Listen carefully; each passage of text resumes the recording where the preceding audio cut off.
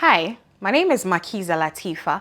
Welcome to today's edition of China Now, your weekly report of news and trending stories happening in China. Let's commence with China Currents presented by none other than our very own host, Kris, who will talk about the 6.2 magnitude earthquake which hits Jishishan country in Ningxia, Gansu province with a depth of 10 kilometers. Also in the news today, Kyodo News Agency has reported that Fumio Kishida is seeking to raise Japan's military budgets for 2024 to 7.7 trillion yen, marking the 10th consecutive year record-breaking military expenditure. Stay tuned for more details.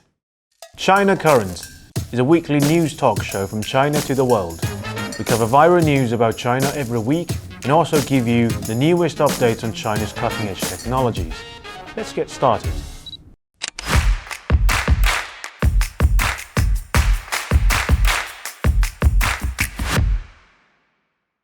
Hi, welcome to China Currents. I'm Kris. At 11:59 p.m. on December 18th, a 6.2 magnitude earthquake hit Jishishan County in Ningxia, Gansu province, with a depth of 10 kilometers. The quake was distinctly felt in several parts of the northwestern China, including Lanzhou in Gansu province, Xi'an in Shanxi province, Wuzhong in Ningxia Hui Autonomous Region, and Xining in Qinghai province. The affected area is known for its high altitude, and the recent cold wave sweeping across northern China has led to nighttime temperatures plummeting to negative 14 degrees Celsius. Emergency response teams have been dispatched promptly.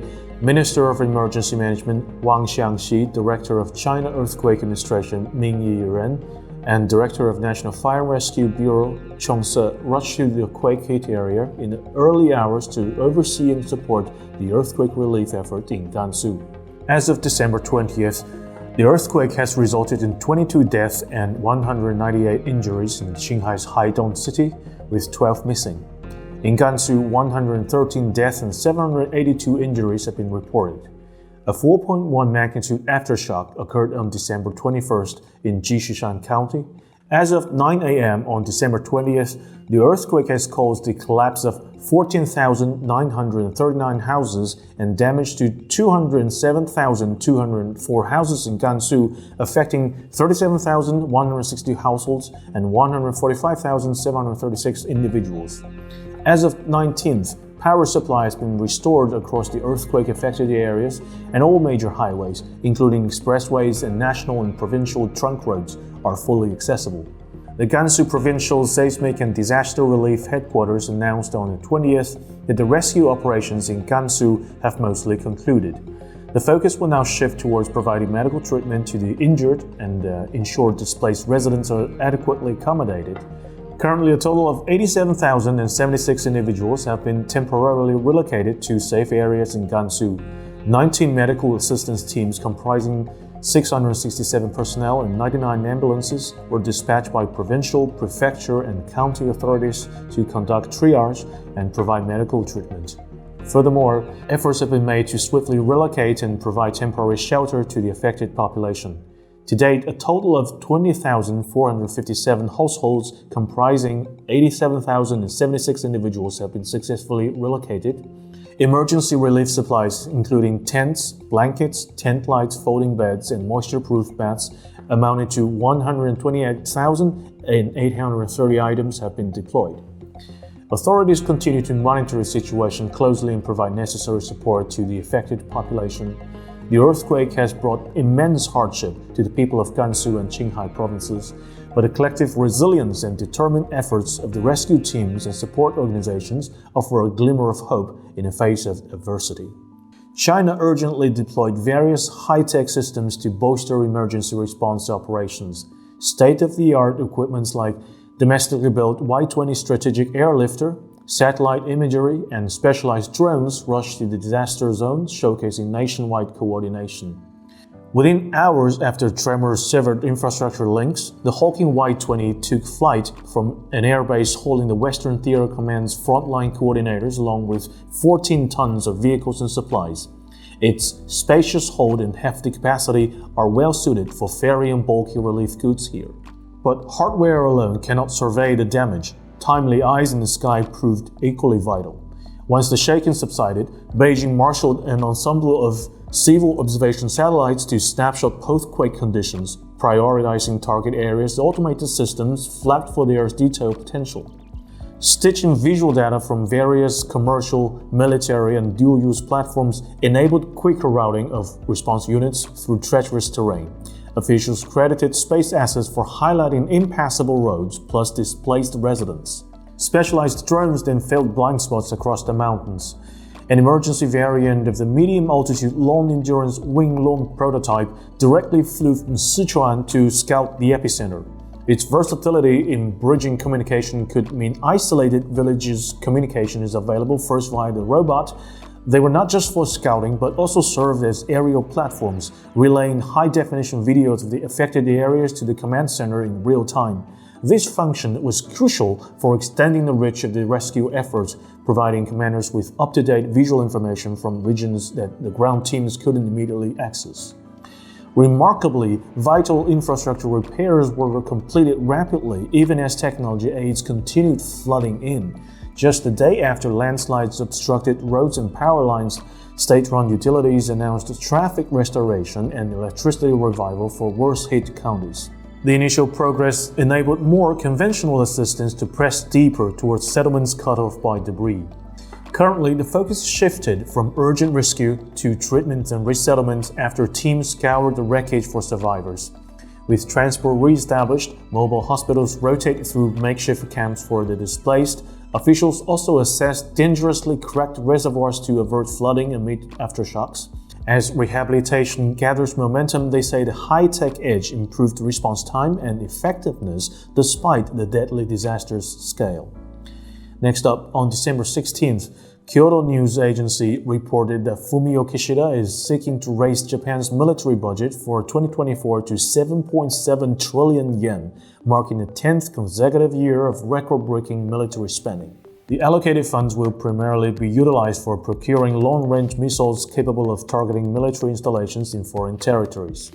Additionally, Japan also intends to establish a military research institute to develop offensive weapons, including next-generation fighter jets.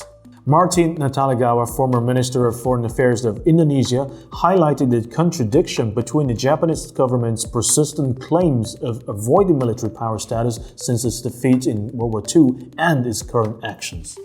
Da Zhigang, director of China's Northeast Asia Studies Institute, observed that Japan's concentration on deploying military forces to its southwestern islands, particularly targeting China's Diaoyu Islands, suggests an intention to involve itself in the Taiwan question.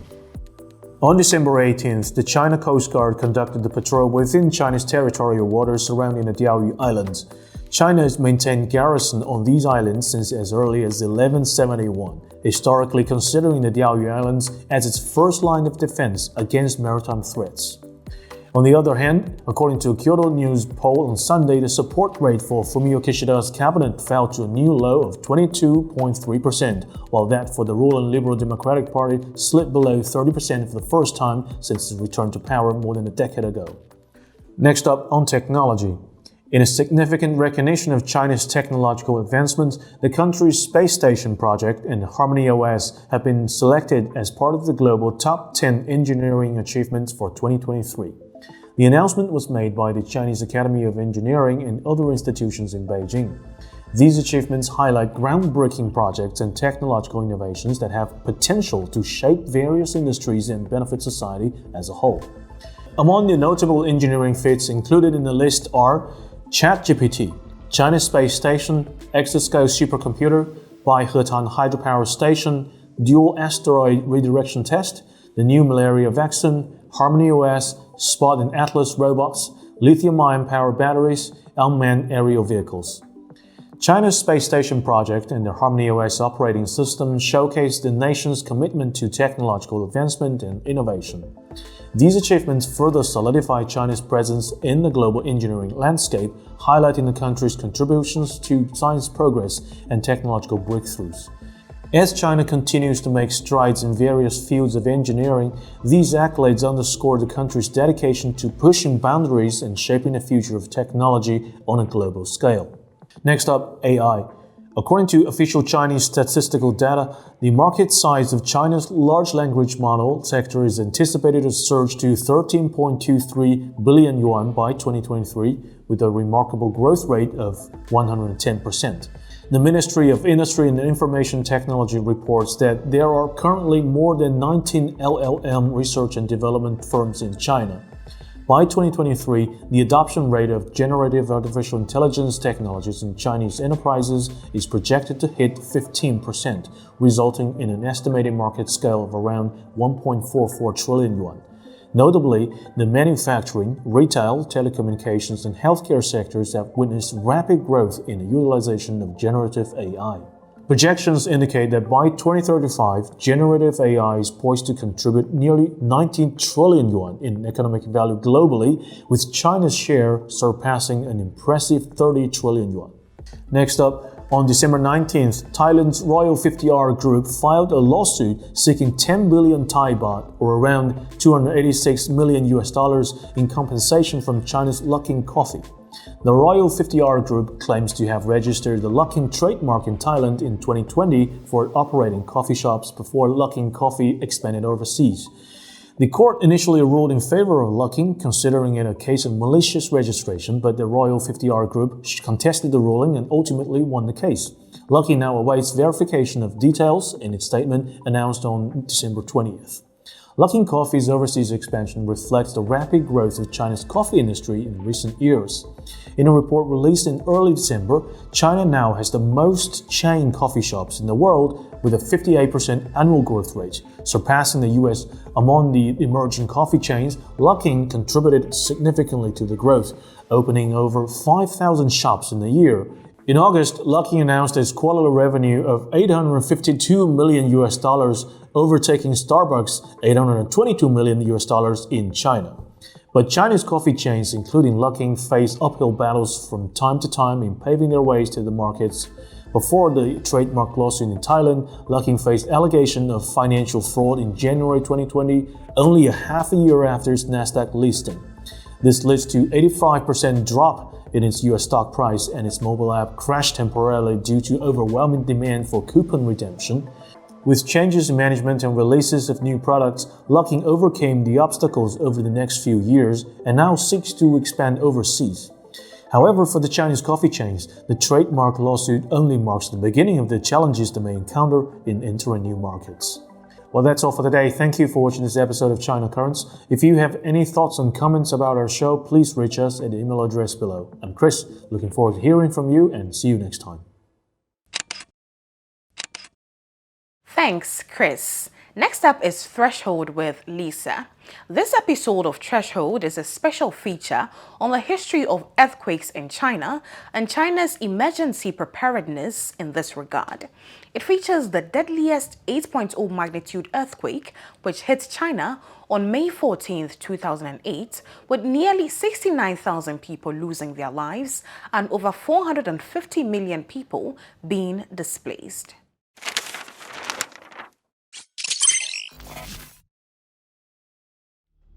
A military transport aircraft soared above Maoxian City and is patiently waiting for the clouds to break.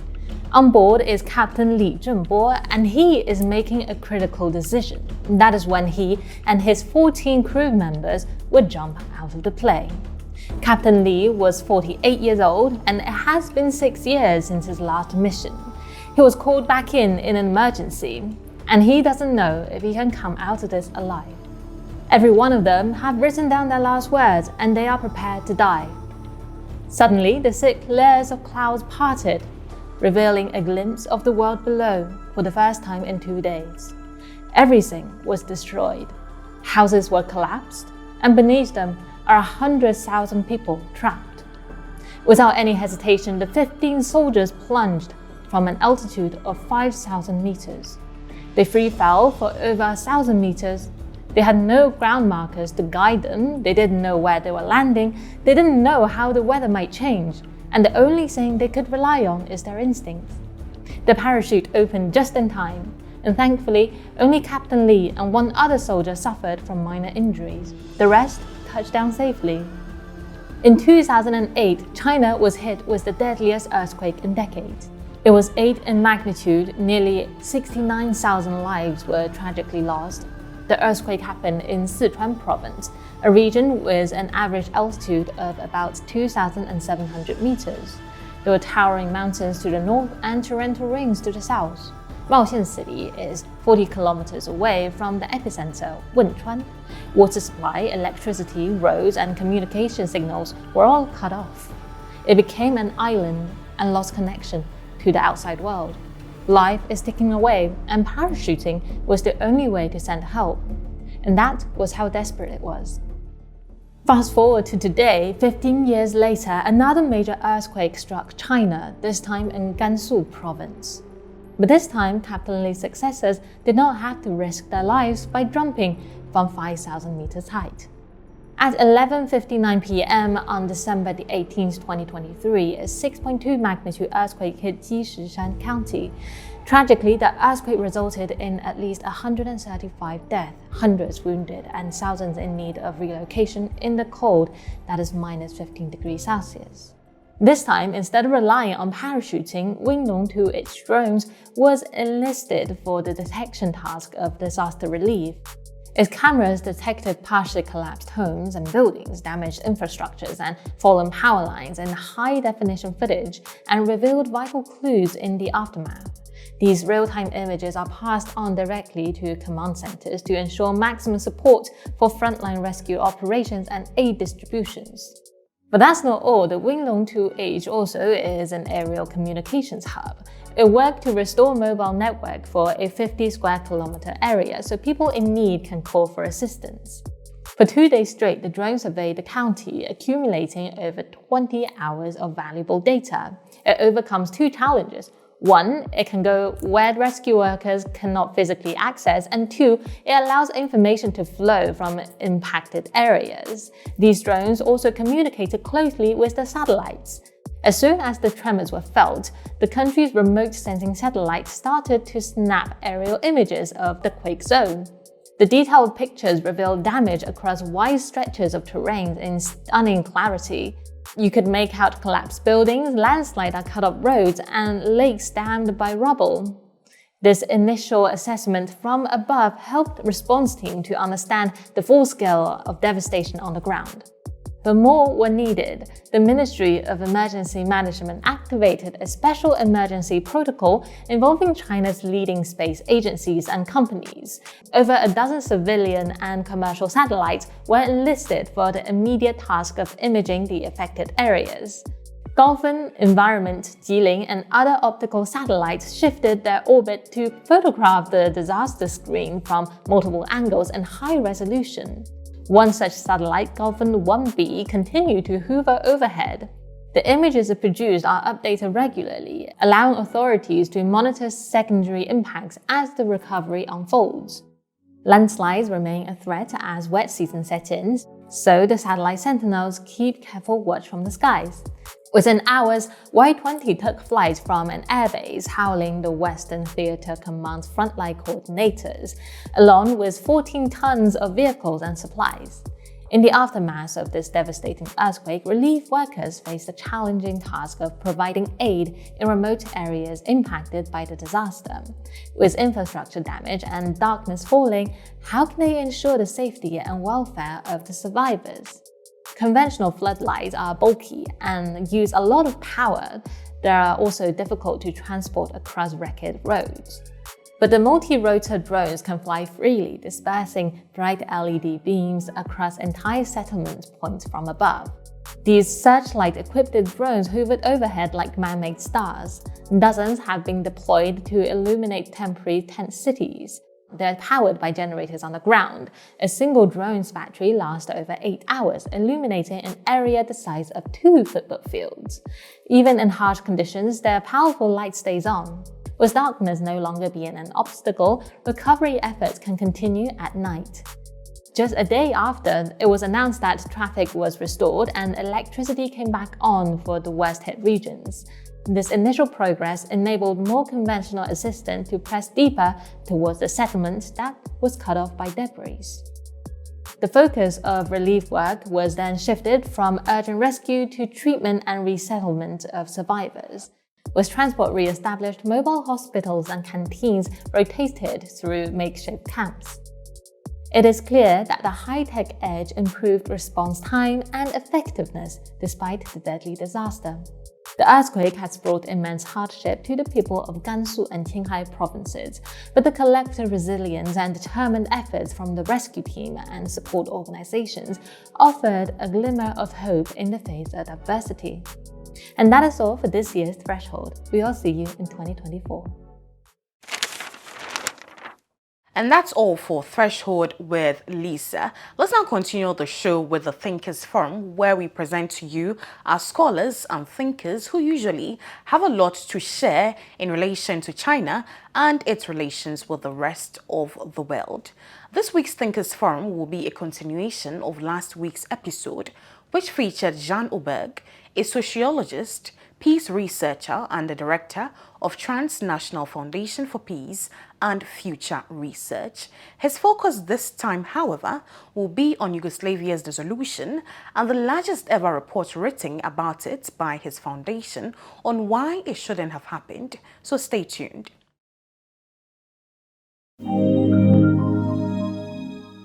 I'm a PhD in sociology from way back in time at Lund University in South Sweden. So I'm a social scientist, and I've specialized all my academic life on peace studies. 1974 was my first visit to Yugoslavia, and I think I've been there about 100 times since then, back and forth doing missions, writing about it. We produced in my foundation the largest ever report written about Yugoslavia's dissolution and why it should not have happened that way. It fell apart for a lot of reasons. If you want the 30-second short one, this was a group marriage. Group marriages are difficult. The West exploited the fragmentation that they could use in, if you will, history's traumas. I mean, both the Croats and the Serbs and the Bosnian Muslims have their traumas from the Second World War, where thousands of people were killed. So they could have been, if you will, saved by different Western policies if that was what the West wanted. But the West always wanted to split. Divide et impera. Split and rule. Divide and rule. And so they saw the possibility of getting all these small republics, which they could rule and one by one get into the European Union and then NATO. Something that should never have been done. It was painful for many of us who knew Yugoslavia, loved Yugoslavia, I considered it my third country, to see what happened without any knowledge about the complexity, because Yugoslavia was probably intellectually the most complex conflict anywhere on earth. And it's characterized with, if you do a little thing here, it will have repercussions here throughout Yugoslavia.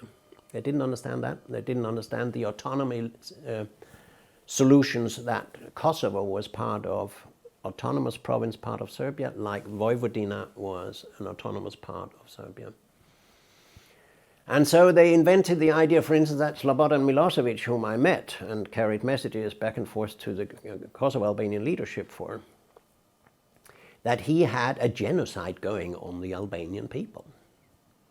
Clinton went up and said, in Milosevic, we have a new Hitler in Europe. And in the moment you say Hitler, you can get people to believe anything because it's so complex that nobody understands anything. There were not 5 people in the ministries of foreign affairs of the European Union who knew anything substantial about the complexities of Yugoslavia. So everything they did was wrong. It's as simple as that. Everything they did was wrong. They were ignorant. They were totally ignorant about the complexities, the histories, the structures, the economies and all that, and how it worked together. It was a formidable statesmanship to keep Yugoslavia together. All the religions, all the nationalities, all the histories, all the traumas. The solution, of course, was to put in, again, already at that time, pump in weapons. And who did the West pump in weapons to? To those who had been with Hitler and Mussolini, the Croats, the Bosnian Muslims, and the Kosovo Albanians. all had good relations with the Western fascists. Serbs were the one who paid the price, fled to Norway. They were the ones who were slaughtered in Jasenovac, together with Jews and Gypsies. And we didn't side with those because we said Serbs are the bad guys. And why are the Serbs the bad guys? Because they were the small Russians, the wrong Christians, the Orthodox, whom we can't, in the Protestant world, can't trust. And then they had a dictator, his name was Slobodan Milosevic. And when we got rid of him, everything will be fine in Yugoslavia. As stupid a theory as the one says that without Mohammed Farah Aidid in Somalia, everything will be fine in Somalia. Without Saddam Hussein in Iraq, everything will be fine in Iraq. Without Gaddafi in Libya, everything will be fine in Libya. This obsession with focusing on the top leader and think if we get rid of him, everything will be fine. I want to give you a personal story.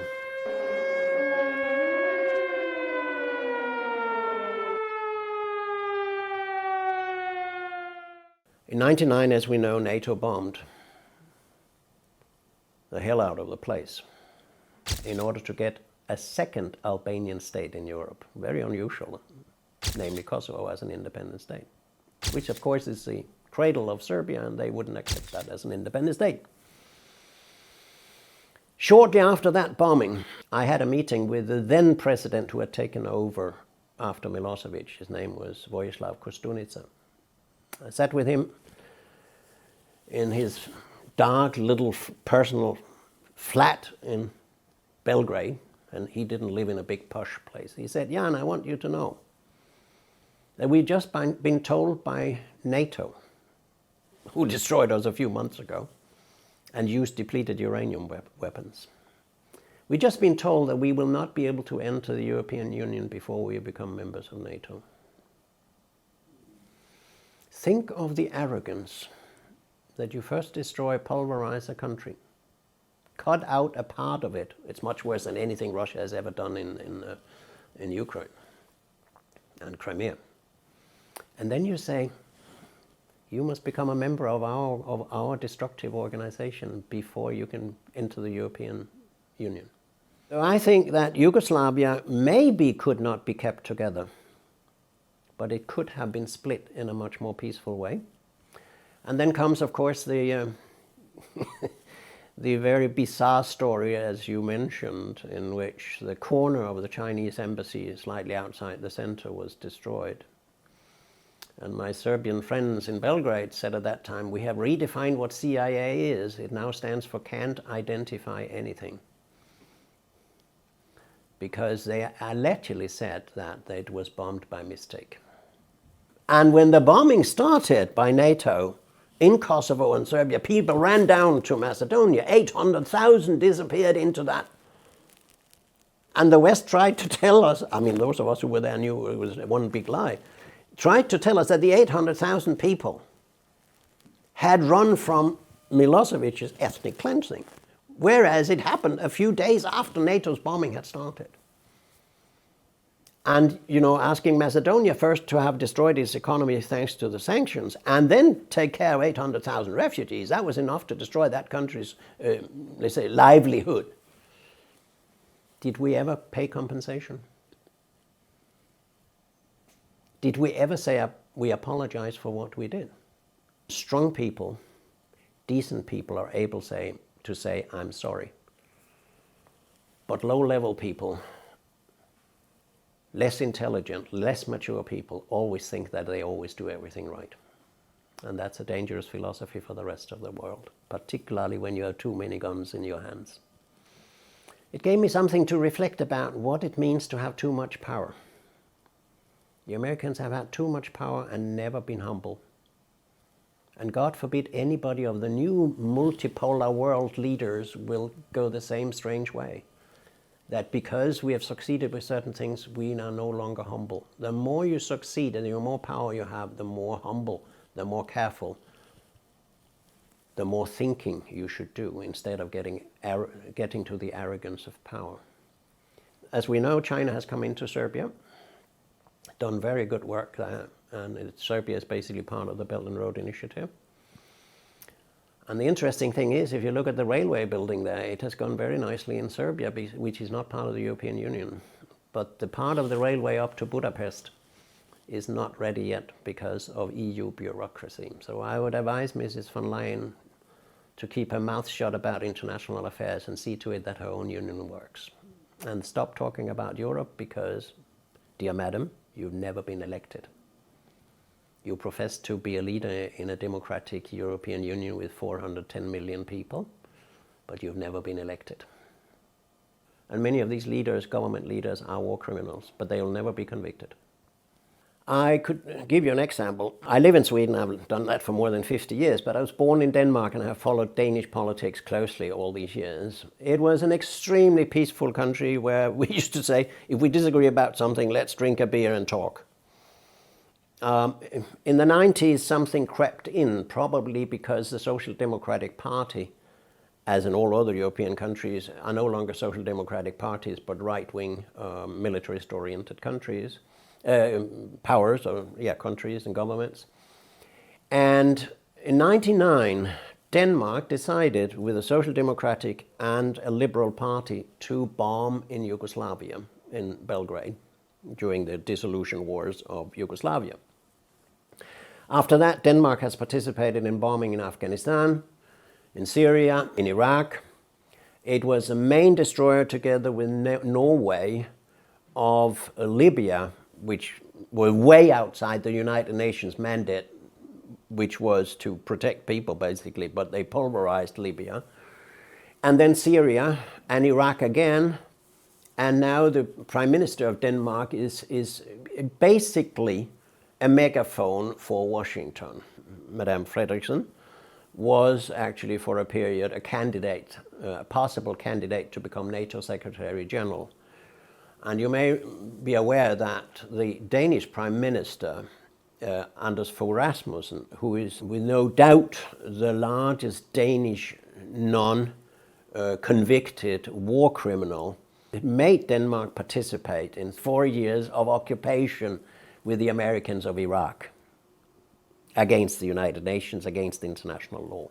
He was rewarded for that by the Americans and was a personal friend of the Bush family. He was rewarded for that occupation, illegal occupation, by becoming a Secretary General of NATO.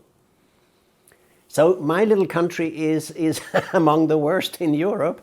Why do you so adamantly pursue peace, which sounds like so unreachable and so idealistic? Why do you dedicate your life to that? Very sweet of you to ask that question. Of course, you may think I had a very unhappy childhood and things like that. It's not the case. Probably I had a very happy childhood. No, that has very much to do with having met people who persuaded me that this was a better thing to do. When I became a sociologist, I thought I would work with industrial sociology. You know, how do workers work in factories and how do we make them more happy and things like that. But I found out that sociology could be used at the global level. And before that, I was at a high school in Aarhus, Denmark. I think I mentioned that I was born in Denmark. And there I had a headmaster of the school who was out of the normal. And I will always be very grateful to him. He would come in and say, well, the teacher in mathematics today is ill and I will teach you this lesson here instead. But I'm not too interested in mathematics, but I'd like to talk with you about when I met Einstein. And he talked about Albert Schweitzer, whom he had met, and he was a staunch believer in nonviolence and Gandhian thinking. He wrote books about generals who at the time in the 50s and 60s were for disarmament.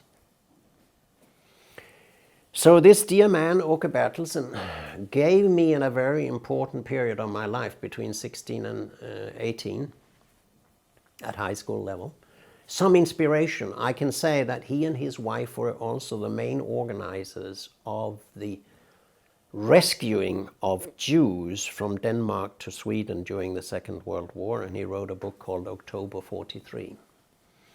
So I got pacifism and nonviolent thinking and Gandhian into my high school. I mean, today that type of school leader would be impossible. He would be stopped for political censorship or something like that. And then I ran into peace research at Lund University, a dear friend, professor of sociology, Håkan Wiberg, who gave a little 5-point course, 2 months of peace studies. And I said, wow, I'm not going to do industrial sociology. I'm going to do peace studies and work globally. And he took me down, and now it comes a full circle. He took me down to Dubrovnik in 1974 and said, Jan, something is interesting is happening down there. At the time when Johan Galtung, the Norwegian world leader in peace, some call him the father of peace studies, were the director of the center in Yugoslavia. And I said to Johan, do you remember where we met? And he said, no, I don't remember. We met here in 74. No, I said, we met in 68 at my high school in Aarhus, Denmark, because the rector there had invited Johan Galtung to come and speak.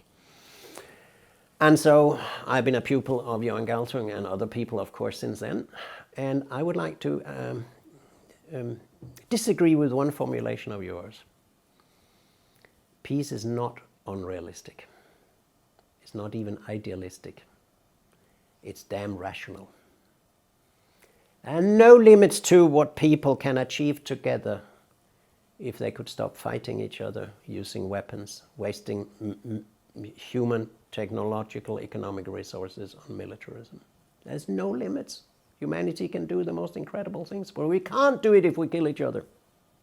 And if we spend all our awakened time on finding out how to make each other's enemies and how to speak bad about other people and speak about enemies everywhere instead of, why do we have enemy analysis? We don't have friendship analysis. So if you ask me, the totally unrealistic paths are those who have nuclear weapons and keep on doing militarism and armament and produce new weapons all the time and waste tremendous ecological, human, intellectual and cultural resources on such a stupid thing. It's a disease of humanity, more or less in different parts, but it exists everywhere. And if we could stop that, I know that's a big thing and I may not see that in my lifetime, I'm 72. But if we could stop it, and that's a vision I have, we do our best, my wife and I and the 50 people at the TFF, we do our best to prepare for the period that comes after the warfare and after the militarism, after the empire of the United States has gone. Now, when that has declined like the Soviet Union has declined, we will be able to create a much better world. The only doubt I have is not that that is right. The doubt I have is, will the United States empire go down with a bang or with a whimper? Gorbachev was a formidably visionary and peaceful person who could have blown up the world with his nuclear weapons, say, okay, the Soviet Union is gone, socialism is gone, we've lost the game, boom. Hitler could have done it if he had had nuclear weapons in his bunker in Berlin. We don't know who sits in the White House. The day the Americans find out that we have no empire, nobody's listening to us anymore, we got to change. Will you go down with a bang or a whimper? I hope it'll be a whimper. I hope the United States will go down with grace and not go down in the sense of becoming a third world country or something like that, but go down from its empire. Stop imperialism, stop militarism, stop dominating. That will make the United States a much better country and it'll make a much better world. The only thing you must promise me never to say is that peace is less realistic, because the most unrealistic is to keep on doing what we do at the moment and hope that humanity will survive. Either we will not survive because we blow it up in nuclear weapons or some other kind of mass warfare, which we are closer to now than we have ever been since 1945. So it is realistic by any standard to work for the reduction of violence, and it's unrealistic to work for the increase of violence. And that's my background, and I am stubborn enough to keep on doing that until I can neither speak or think or talk anymore. Well, all too soon, we've come to the end of another exciting and educating episode of China Now. As usual, I hope that you had a great time on the show, and I'm hoping that you send in your comments, your thoughts, your feedback, and your suggestions for the coming episodes of the show. My name is Makiza Micheline Latifa. Thank you so much for your time, and I'll see you same time next week.